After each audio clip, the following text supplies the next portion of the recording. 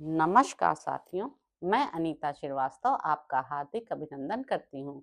श्रीमद् वाल्मीकि रामायण में आज का प्रसंग है रावण के पुत्रों और भाइयों का युद्ध के ले जाना और नरांतक का अंगद के द्वारा वध।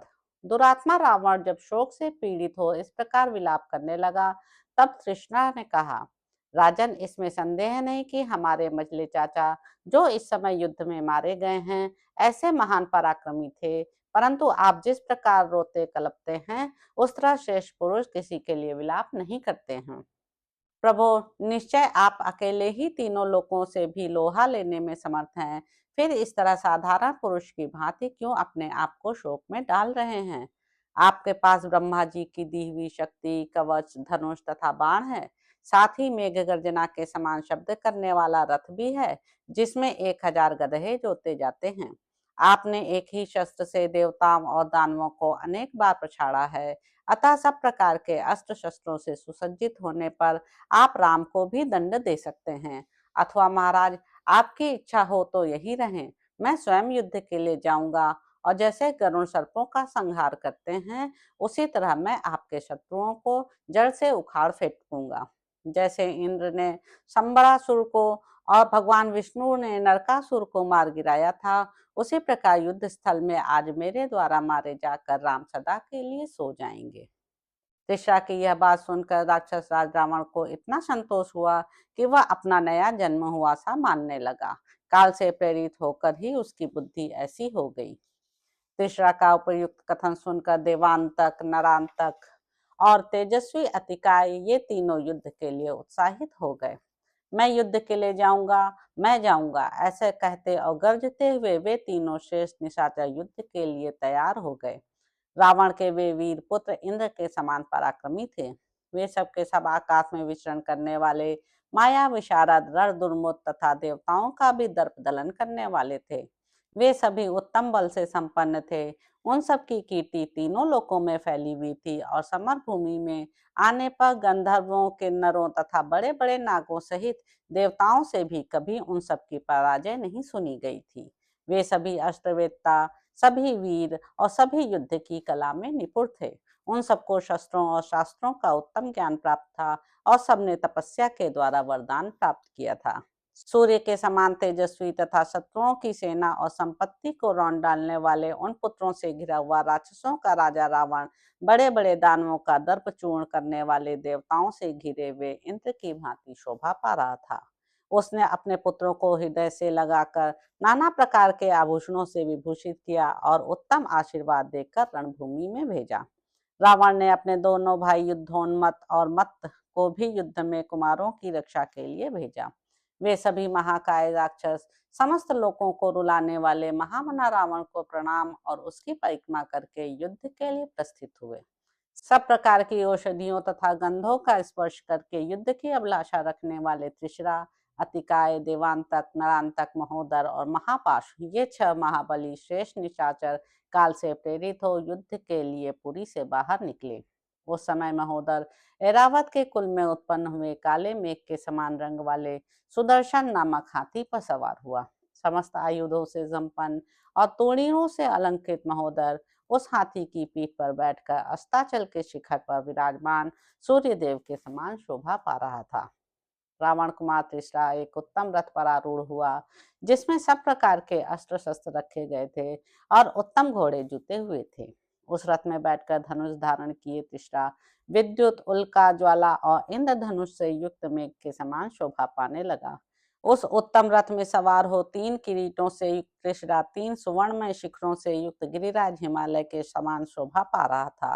राक्षस राज रावण का अत्यंत तेजस्वी पुत्र अतिकाय समस्त धनुर्धारियों में श्रेष्ठ था। वह भी उस समय एक उत्तम रथ पर आरूढ़ हुआ। उस रथ के पहिए और धुरे बहुत सुंदर थे। उसमें उत्तम घोड़े जुते हुए थे तथा उसके अनुकर्ष और कुबर भी सुदृढ़ थे। तूणीर, बाण और धनुष के कारण वह रथ उद्दीप्त हो रहा था। प्रास, खड्ग और परिघों से वह भरा हुआ था। वह सुवर्ण निर्मित विचित्र एवं दीप्तिशाली किरीट तथा अन्य आभूषणों से विभूषित हो अपनी प्रभा से प्रकाश का विस्तार करते हुए मेरु पर्वत के समान सुशोभित होता था। उस रथ पर शेष निशाचरों से घिरकर बैठा हुआ वह महाबली राक्षस राजकुमार देवताओं से घिरे हुए वज्रपाणी इंद्र के समान शोभा पाता था। नरांतक उच्च श्रवा के समान श्वेत वर्ण वाले एक सुवर्ण भूषित विशालकाय और मन के समान वेगशाली अश्व पर आरूढ़ हुआ। उल्का के समान दीप्तिमान प्रास हाथ में लेकर तेजस्वी नरांतक शक्ति लिए मोर पर बैठे हुए तेज पुंज से संपन्न कुमार कार्तिकेय के समान सुशोभित हो रहा था। देवांतक स्वर्ण भूषित परिघ लेकर समुद्र मंथन के समय दोनों हाथों से मंदराचल उठाए हुए भगवान विष्णु के स्वरूप का अनुकरण सा कर रहा था। महातेजस्वी और पराक्रमी महापाश हाथ में गदा लेकर युद्ध स्थल में गदाधारी कुबेर के समान शोभा पाने लगा। अमरावतीपुरी से निकलने वाले देवताओं के समान वे सभी महाकाय निशाचर लंकापुरी से चले। उनके पीछे श्रेष्ठ आयु धारण किए विशालकाय राक्षस हाथी घोड़ों तथा मेघ की गर्जना के समान घरघराहट पैदा करने वाले रथों पर सवार हो युद्ध के लिए निकले। वे सूर्यतुल तेजस्वी महामनस्वी राक्षस राजकुमार मस्तक पर किरीट धारण करके उत्तम शोभा संपत्ति से सेवित हो आकाश में प्रकाशित होने वाले ग्रहों के समान सुशोभित हो रहे थे। उनके द्वारा धारण की हुई अस्त्र शस्त्रों की श्वेत पंक्ति आकाश में शरद ऋतु के बादलों की भांति उज्जवल कांति से युक्त हंसों की श्रेणी के समान शोभा पा रही थी। आज या तो हम शत्रुओं को परास्त कर देंगे या स्वयं ही मृत्यु की गोद में सदा के लिए सो जाएंगे। ऐसा निश्चय करके वे वीर राक्षस युद्ध के लिए आगे बढ़े।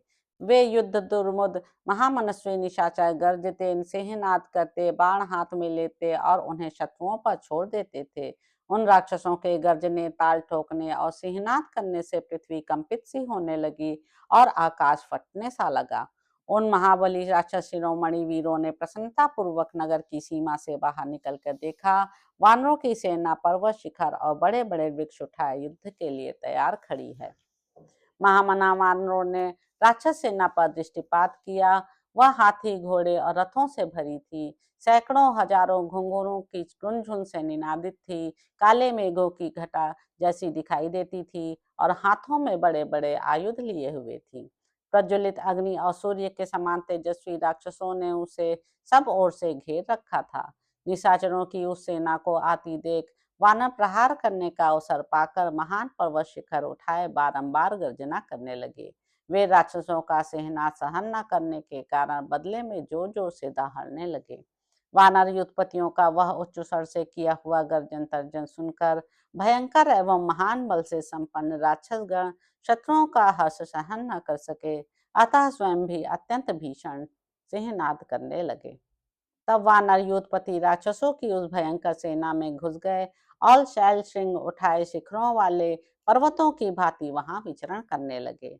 वृक्षों और शिलाओं को आयुध के रूप में धारण किए वानर योद्धा राक्षस सैनिकों पर अत्यंत कुपित हो आकाश में उड़ उड़कर विचरने लगे। कितने ही वानर शिरोमणि वीर मोटी मोटी शाखाओं वाले वृक्षों को हाथ में लेकर पृथ्वी पर विचरण करने लगे। उस समय राक्षसों और वानरों के उस युद्ध ने बड़ा भयंकर रूप धारण किया। राक्षसों ने बाढ़ समूहों की वर्षा द्वारा जब वानरों को आगे बढ़ने से रोका, उस समय वे भयंकर पराक्रमी वानर उन पर वृक्षों, शिलाओं तथा शैल शिखरों की अनुपम वृष्टि करने लगे। राक्षस और वानर दोनों ही वहां रण क्षेत्र में सिंहों के समान दहाड़ रहे थे। कुपित हुए वानरों ने कवचों और आभूषणों से विभूषित बहुतेरे राक्षसों को युद्ध स्थल में शिलाओं की मार से कुचल दिया, मार डाला। कितने ही वानर रथ, हाथी और घोड़े पर बैठे हुए वीर राक्षसों को भी सहसा उछलकर मार डालते थे। वहां प्रधान प्रधान राक्षसों के शरीर पर्वत शिखरों से आच्छादित हो गए थे। वानरों के मुक्कों की मार खाकर कितनों की आंखें बाहर निकल आई थीं। वे निशाचर भागते, गिरते पड़ते और चीत्कार करते थे। राक्षसों ने भी पैने बाणों से कितने ही वानर शिरोमणियों को विदीर्ण कर दिया था तथा शूलों, मुदगरों, खड्गों, प्रासों और शक्तियों से बहुतों को मार गिराया था।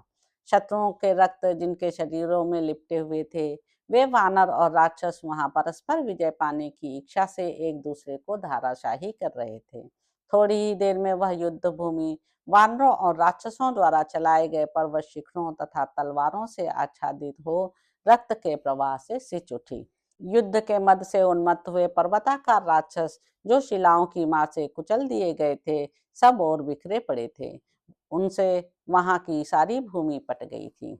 राक्षसों ने जिनके युद्ध के साधनभूत शैल शिखरों को तोड़ फोड़ डाला था, वे वानर उनके प्रहारों से विचलित किए जाने पर उन राक्षसों के अत्यंत निकट जा अपने हाथ पैर आदि अंगों द्वारा ही अद्भुत युद्ध करने लगे। राक्षसों के प्रधान प्रधान वीर वानरों को पकड़कर उन्हें दूसरे वानरों पर पटक देते थे। इस प्रकार वानर भी राक्षसों से ही राक्षसों को मार रहे थे। उस समय राक्षस अपने शत्रुओं के हाथ से शिलाओं और शैल शिखरों को छीनकर उन्हीं से उन पर प्रहार करने लगे तथा वानर भी राक्षसों के हथियार छीनकर उन्हीं के द्वारा उनका वध करने लगे। इस तरह राक्षस और वानर दोनों ही दलों के योद्धा एक दूसरे को पर्वत शिखर से मारने, अस्त्र शस्त्रों से विदीर्ण करने तथा रणभूमि में सिंहों के समान दहाड़ने लगे। राक्षसों की शरीर रक्षा के साधनभूत कवच आदि छिन्न भिन्न हो गए थे। वानरों की मार खाकर वे अपने शरीर से उसी प्रकार रक्त बहाने लगे जैसे वृक्ष अपने तनों से गोंद बहाया करते हैं। कितने ही वानर रणभूमि में रथ से रथ को, हाथी से हाथी को और घोड़ों से घोड़ों को मार गिराते थे। वानर युद्धपतियों के चलाए हुए वृक्षों और शिलाओं को निशाचर योद्धा तीखे क्षुरप्र, अर्धचंद्र और भल्ल नामक बाणों से तोड़ फोड़ डालते थे। टूट फूट कर गिरे हुए पर्वतों, कटे हुए वृक्षों तथा राक्षसों और वानरों की लाशों से पट जाने के कारण उस भूमि में चलना फिरना कठिन हो गया। वानरों की सारी चेष्टाएं गर्व से भरी हुई तथा हर्ष और उत्साह से युक्त थीं। उनके हृदय में दीनता नहीं थी तथा उन्होंने राक्षसों के ही नाना प्रकार के आयु छीन कर हस्तगत कर लिए थे। अतः वे सब संग्राम में पहुंचकर राक्षसों के साथ भय छोड़कर युद्ध कर रहे थे। इस प्रकार जब भयंकर मारकाट मची हुई थी, वानर प्रसन्न थे और राक्षसों की लाशें गिर रही थीं, उस समय महर्षि तथा देवगण हर्षनाद करने लगे। तदंतर वायु के समान तीव्र वेग वाले घोड़े पर सवार हो, हाथ में तीखी शक्ति लिए नरांतक वानरों की भयंकर सेना में उसी तरह घुसा जैसे कोई मत्स्य महासागर में प्रवेश कर रहा हो। उस महाकाय इंद्रद्रोही वीर निशाचर ने चमचमाते हुए भाले से अकेले ही 700 वानरों को चीर डाला और क्षण भर में वानर युद्धपतियों की एक बहुत बड़ी सेना का संहार कर डाला। घोड़े की पीठ पर बैठे हुए उस महामनस्वी वीर को विद्याधरों और महर्षियों ने वानरों की सेना में विचरते देखा। वह जिस मार्ग से निकल जाता, वहीं धाराशाही हुए पर्वताकार वानरों से ढका दिखाई देता था और वहां रक्त एवं मांस की कीच मच जाती थी। वानरों के प्रधान प्रधान वीर जब तक पराक्रम करने का विचार करते, तब तक ही नरांतक इन सबको लांग कर भाले की मार से घायल कर देता था। जैसे दावानल सूखे जंगलों को जलाता है, उसी प्रकार प्रज्वलित प्रास लिए नरांतक युद्ध के मुहाने पर वानर सेनाओं को दग्ध करने लगा। वानर लोग जब तक वृक्ष और पर्वत शिखरों को उखाड़ते, तब तक ही उसके भाले की चोट खाकर वज्र के मारे हुए पर्वत की भांति ढह जाते थे। जैसे वर्षा काल में प्रचंड वायु सब और वृक्षों को तोड़ती उखाड़ती हुई विचरती है, उसी प्रकार बलवान नरांतक रणभूमि में वानरों को रौंदता हुआ संपूर्ण दिशाओं में विचरने लगा। वानर वीर भय के मारे न तो भाग पाते थे, न खड़े रह पाते थे, न उनसे दूसरी ही कोई चेष्टा करते बनती थी। पराक्रमी नरांतक उछलते हुए, पड़े हुए और जाते हुए सभी वानरों पर भाले की चोट कर देता था। उसका प्रास अपनी प्रभा से सूर्य के समान उद्दीप्त हो रहा था और यमराज के समान भयंकर जान पड़ता था। उस एक ही भाले की मार से घायल होकर झुंड के झुंड वानर धरती पर सो गए। वज्र के आघात को भी मात करने वाले उस प्रास के दारुण प्रहार को वानर नहीं सह सके। वे जोर जोर से चीत्कार करने लगे। वहां गिरते हुए वानर वीरों के रूप उन पर्वतों के समान दिखाई देते थे जो वज्र के आघात से शिखरों के विदीर्ण हो जाने से धाराशाही हो रहे हों।